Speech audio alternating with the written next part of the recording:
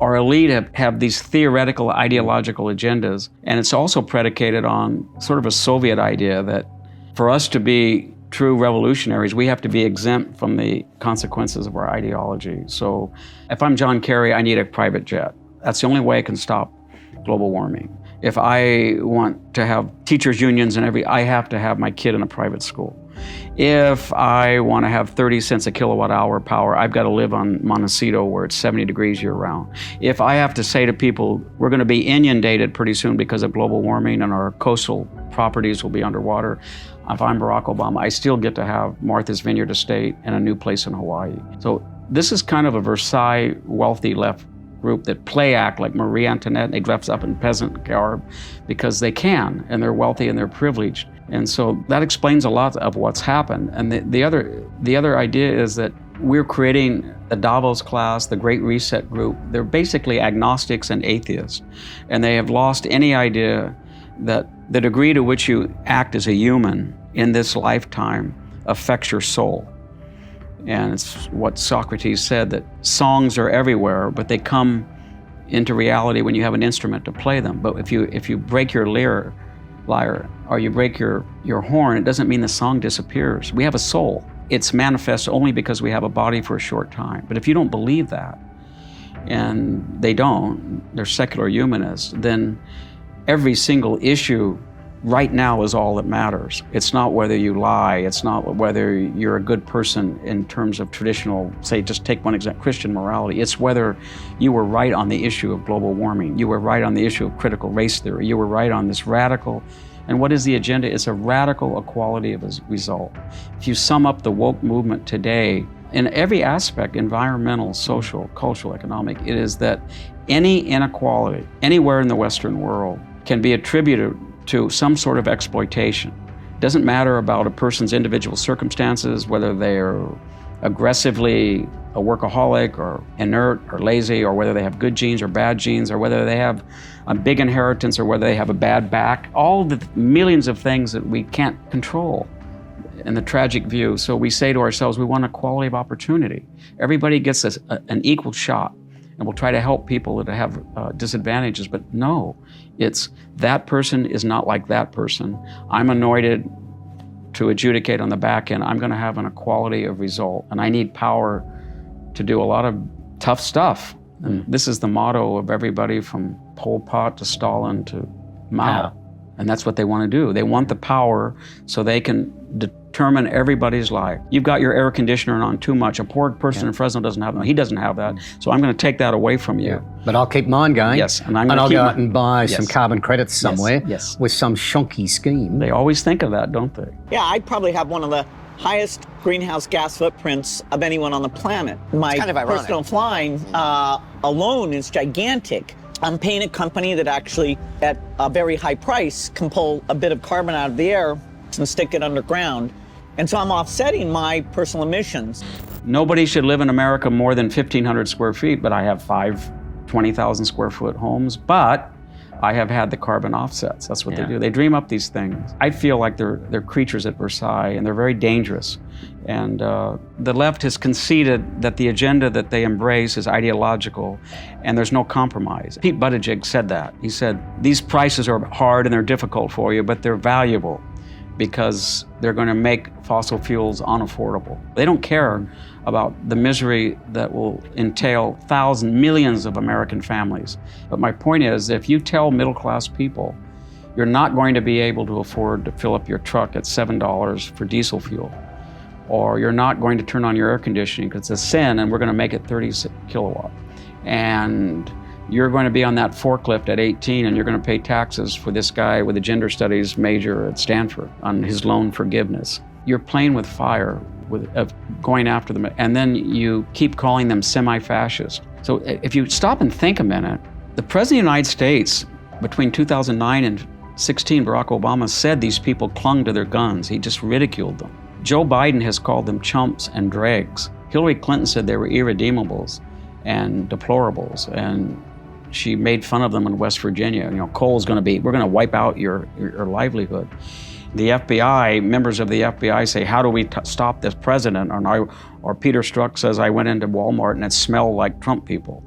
Or a CNN reporter says, I went to a rally and I had more teeth than everybody in this rally. If you marry that with an agenda that makes it impossible for people to have upward mobility, and you articulate your hatred toward them, and you call them, if you're the chairman of the Joint Chiefs, and you say that you're exploiting their white rage, or you're the Secretary of Defense, and you say that you're going to go in the ranks and you're going to find out who are all these racists, but you bring no data. So when you go after them, you said, well, how long will they take it? They're playing with fire. Well, they already have. The recruitments in the U.S. Army are down 45%. And the Reagan Library just did a poll and they asked people, do you have confidence in the U.S. military? It used to be 85%. It was less than 50%.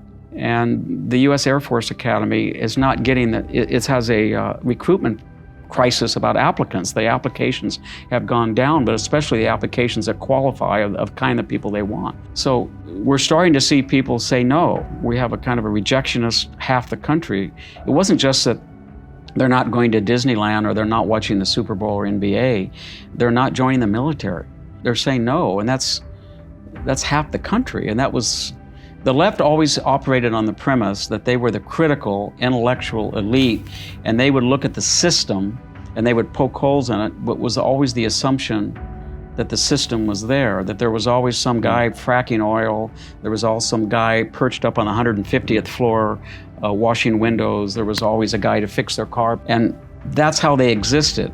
But when they take power and they destroy the energy industry, and when they destroy the military, and when they destroy the reputation of the FBI, there's no there anymore. And so the people who kept the country running and allowed these people to be professors and lawyers and media critics, they're the frill. They're the hair and the nails. They're not the muscles and the organs of the organism. And when you start attacking those people that make the country run, and it's not just white, I'm not saying white, it's everybody of the middle and working muscular classes. They warred on them. And when you don't want them in rebellion, because we saw that during the COVID shutdown. And half of them stopped working. They couldn't work. Their businesses were destroyed. And then the other half were the only people that kept the country running. The Amazon delivery, the guy who kept, he was still irrigating the grape vineyard, the guy who was still out there welding. So that's who kept the country going. We all can't sit in our house terrified of COVID, live by Zoom and have somebody knock on the door with our dinner and our Amazon delivery. That takes real people. And if you offend those people, as we are doing, the real revolutionary thing in the United States now is the left was so obsessed with race.